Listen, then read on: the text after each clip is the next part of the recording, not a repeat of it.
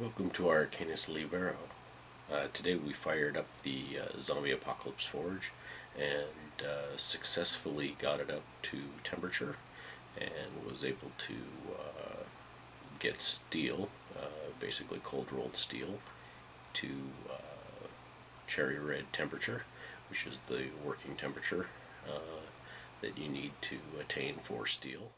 Now today's test only included one of the two burners, and we just put a simple propane torch into it. It's more or less a proof of concept. We know it's going to work, and when you're typically forging, you're not going to use the double burner. What will eventually be put in place is I'll be putting two rosebud heads into our gas ports, and those rosebuds will allow me to heat treat. I'll probably never run the one gas port at full power. It'll just be at a lower temperature because its primary purpose is to maintain the heat in the steel once I've attained what I want. It's not really there to make it any hotter. The goal is to maintain the heat, and I usually work it from one end of the blade to the other. That'll allow me, in the case of swords and longer pieces of metal, to heat treat it without sending it out to somebody who has a setup that can do large steel. So what we'll be able to do with the dual burner is do some heat treating and annealing of metals. Also, this forge is designed so that you can stand it up on end and plug both ends and use it as a kiln.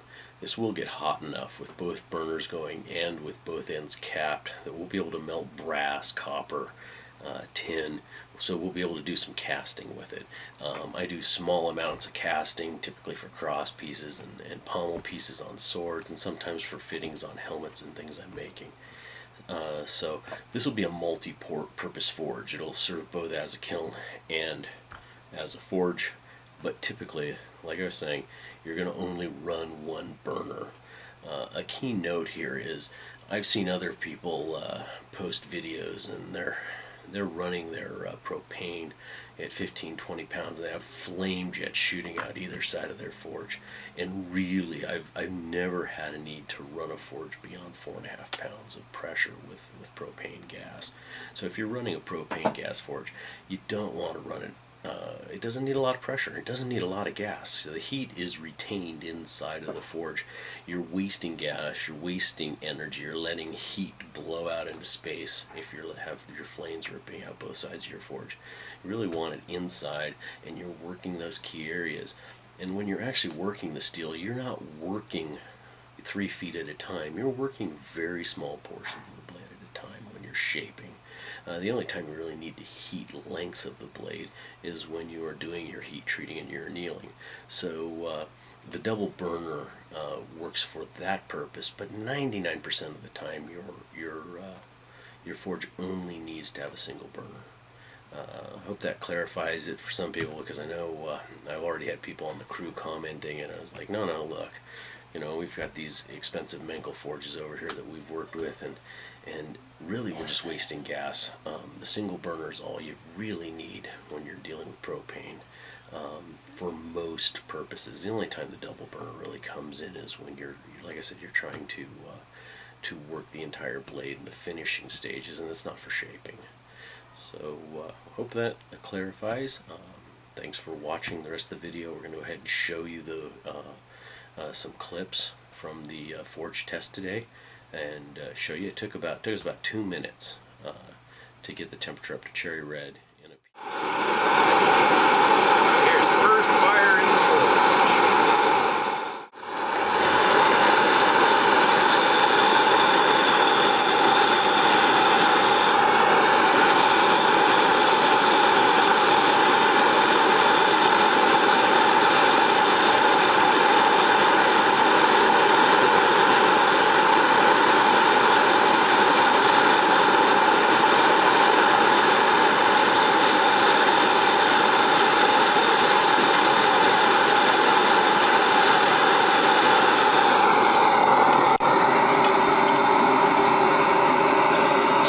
testing a single burner right now. It is a double burner forge, and we'll put a permanent fixture on it, but this little can will give us a test with the propane, and we'll get an idea of how well this will work.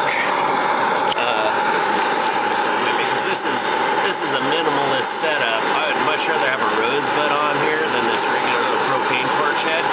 Get a lot more heat, a lot faster. I'm guessing it's going to take under 2 minutes to get this thing red hot based on the way the steel looks.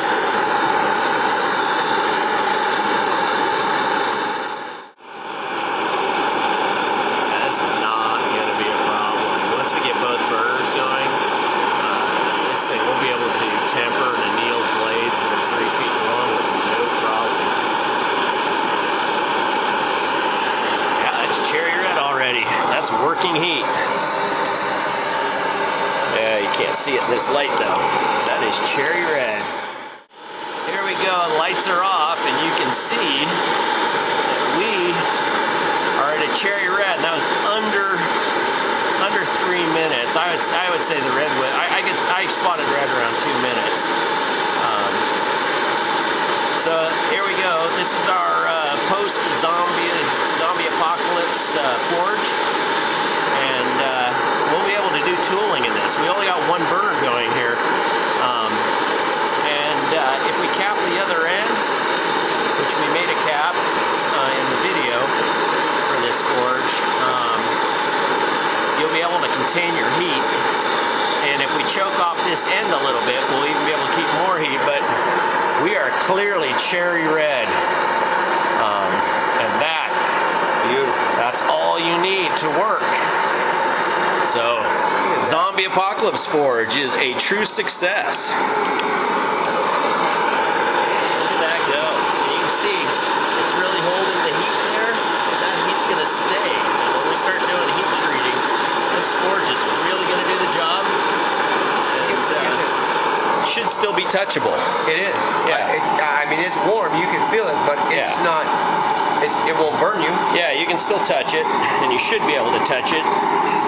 Even an hour in, you should be able to touch it. And that's the reason why we go with, we want to try and get at least 1.5 to 2 inches of plaster Paris and sand. And that gives you a nice heat insulation, so you don't end up transferring. You can work on this thing for a long time, and it won't get so hot that you're going to burn your house down. We're going to make legs for this. We're going to go ahead and make some little rebar legs for it, and we'll set it on blocks when we're actually using it. We're going to use concrete blocks. That'll keep it off any flammable surface. But at this moment, we can call this a success. So that's a single burner with a single propane torch. Very successful.